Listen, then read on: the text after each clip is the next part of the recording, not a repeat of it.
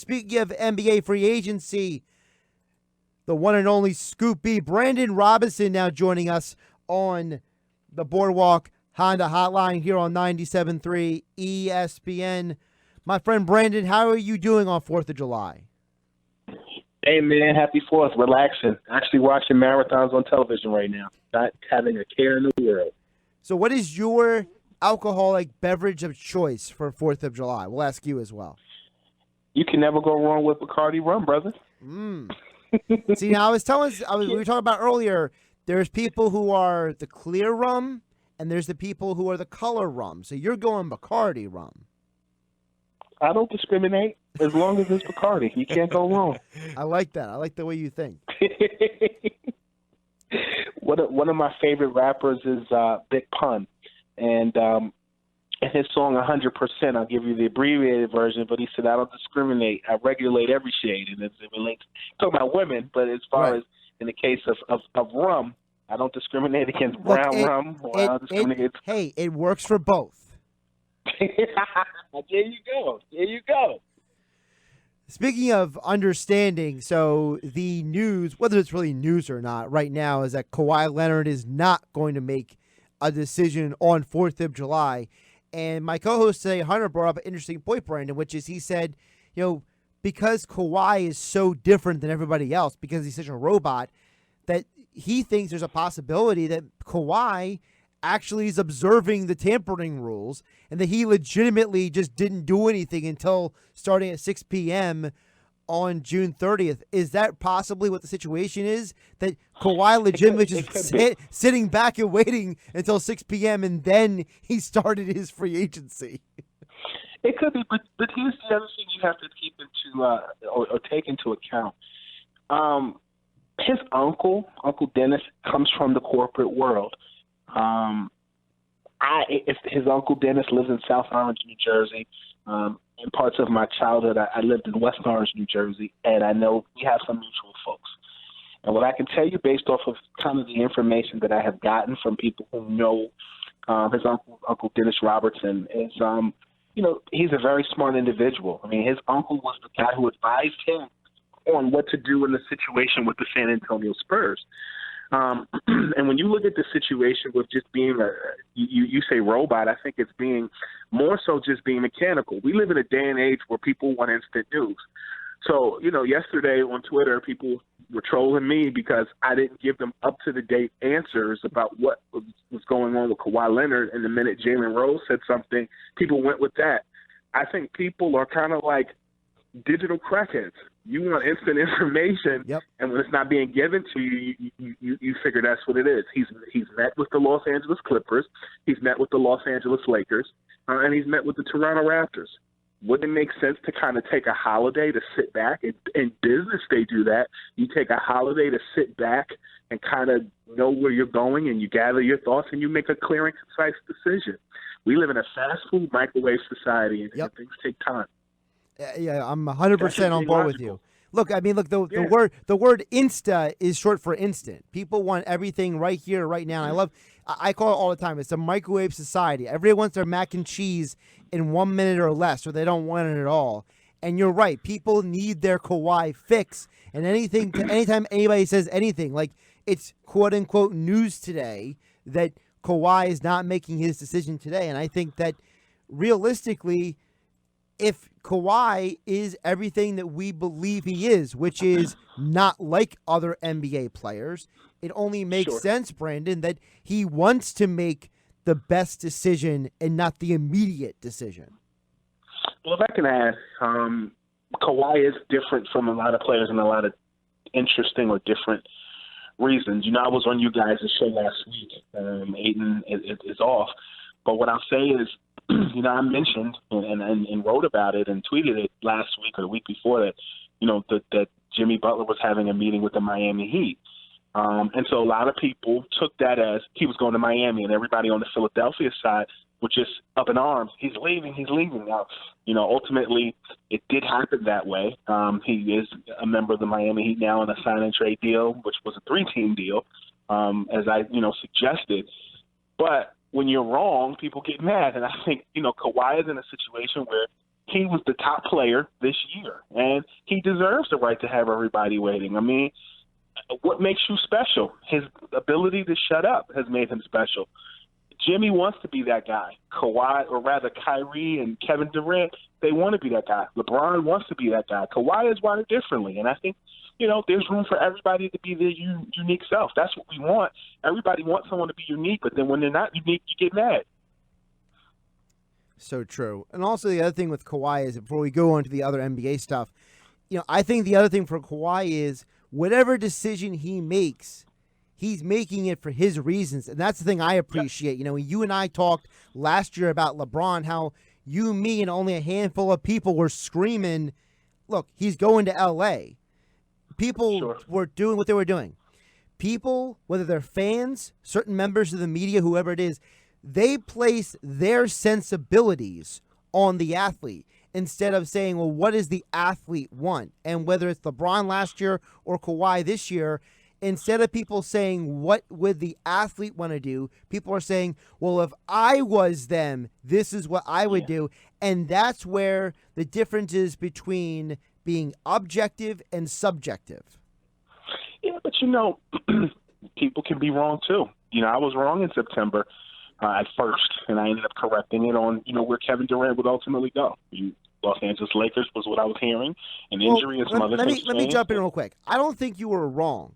I would say that it's an ever-evolving situation because the player in September may think one way, but then things can change as the year progresses. Do people really think that Kawhi wanted to leave San Antonio all along? No, I think over time he said the situation changed, and so he changed what he wanted to do. I would agree.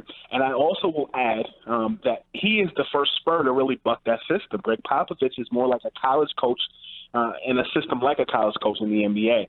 Kawhi literally, I don't think people appreciate what he's done in the last year. Homeboy literally was traded from San Antonio to Toronto and won a championship. He has the choice to either defend the crown or go somewhere else.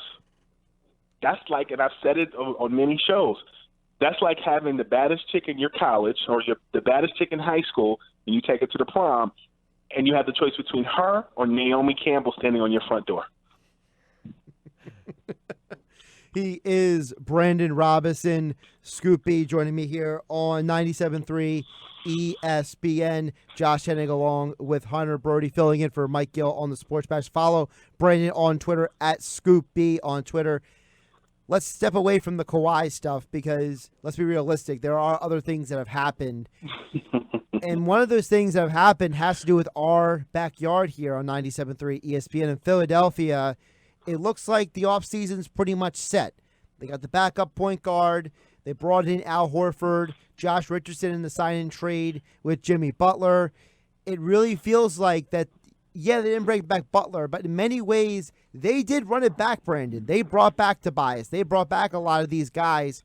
And while Al Horford brings a totally new dynamic, there is a feeling that the Sixers haven't taken a step back, that they're pretty much either the same or better. What is your perspective? Are they the same as last year, or do you feel like they're a little better or a little worse? I think that they salvaged something. Obviously, you lose Jimmy Butler. You add Al Horford. You lose Boban, but you still maintain Tobias Harris. And I'll tell you what, scared money don't make no money, as Elton Brand notoriously said. Elton Brand did his thing, and what I'll add is this. He's the hardest man in Philadelphia to keep up with. I reached out to him last week, and he sent me a text this morning.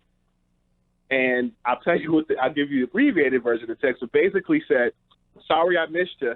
As you saw, things were getting kind of hectic. And Elton did that pretty well. I think that Elton really had a lot to prove.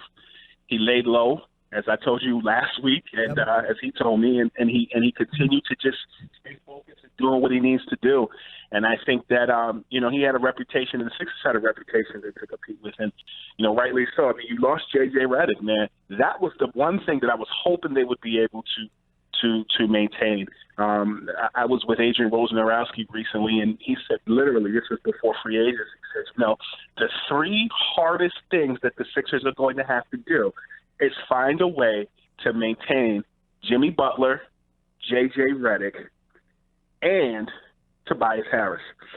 And Tobias really wanted to be there. Everybody that I spoke to shared Tobias really, really wants to be a 76er. And, the way I was hearing was unless Tobias ended up, or rather if the Sixers didn't want to play ball and they kind of didn't open up their purse and, offer what he was due, he would go elsewhere and Tobias stayed. And, you kind of know who are your guys. Jimmy Butler to Miami made sense realistically because Miami is making a turn.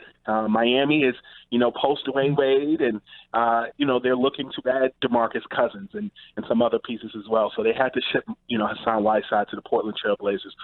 But the Sixers, to me, are a team that has some ammunition and an ever-evolving NBA Eastern Conference. I mean, Milwaukee, I think, is going to be better despite losing Malcolm Brogdon because I think that, I think that Giannis Antetokounmpo has a sense of who he is, post winning an MVP and more. So, I really like Philadelphia. I like Al Horford in Philadelphia.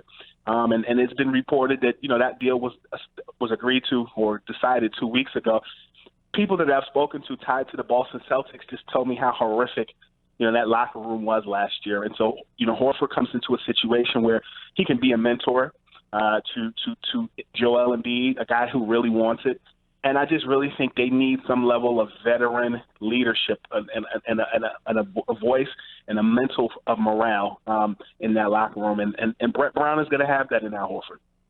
I'm glad you mentioned about Joel Embiid because you said he wants the mentorship. And I think that's something that we overlook sometimes is that we want the younger athlete to be mentored, but the athlete has to want to get better. They have to want to be mentored. And I think that you look at a guy like Al Horford, Brett Brown called Jimmy Butler the adult in the room. Well, I think the one thing we know about Al Horford, he is the ultimate adult in the room. I mean, this dude won back-to-back national championships. This is a guy who's been Mr. Consistent, making the playoffs every year. The guy's game, he's evolved as a player and as a human being. And I think bringing that ultimate adult into this locker room only benefits the Sixers. It may not benefit them always in the stats. Like the stats may not show it, but I don't think you can spend enough for what Al Horford, his experience and his wisdom brings to the Sixers. Yeah, I think in a day and age where everybody pays attention to LeBron and everybody else. State Farm commercials. But this is what I'll add. Al Horford, aside from winning 2 national championships in college, has had, I think his playoff experience is very underrated. I mean, a couple games this season, he went toe-to-toe with the NBA's reigning MVP, Giannis Antetokounmpo. And not for nothing, I remember I was I went to Eastern University, which is on the main line. Mm-hmm. And during that time, I was in college. I would watch the playoffs and would see Al Horford's game while he was in Atlanta. Remember that team with Mike Bibby and Joe Johnson and more?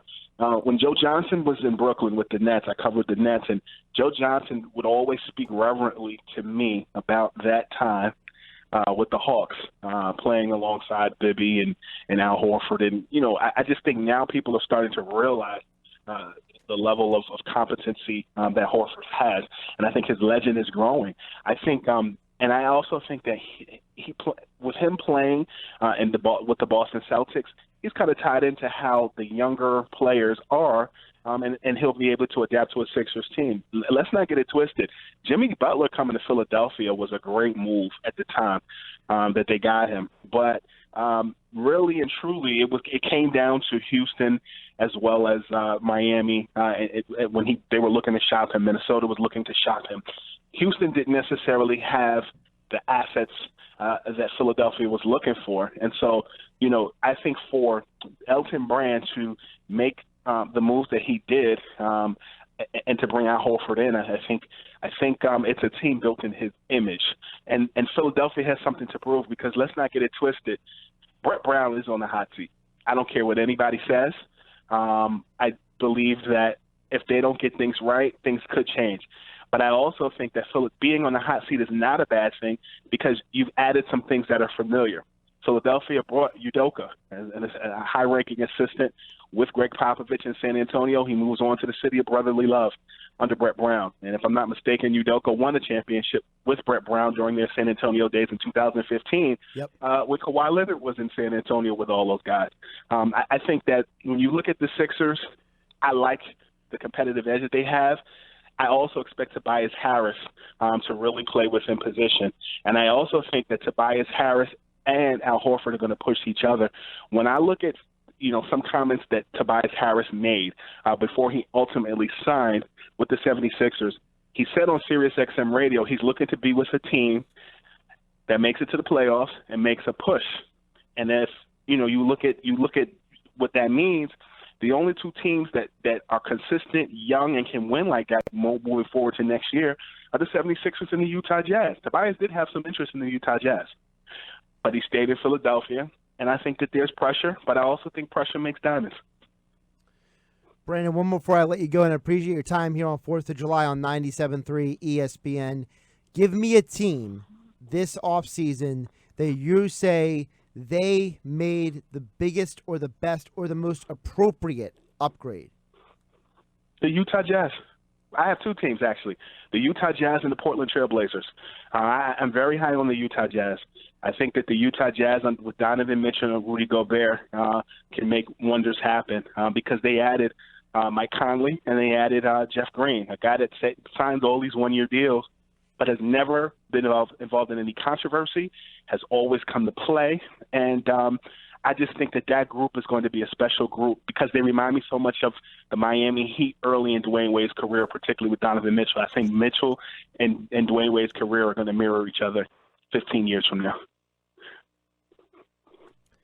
All right, follow him at Scoop B on Twitter. Brandon Robinson, appreciate him joining us here on 97.3 ESPN. Again, at Scoop B on Twitter. Brandon, my friend, appreciate you jumping on, and happy 4th of July again. You the man. Enjoy your drink after the show, of course. Oh, I certainly will.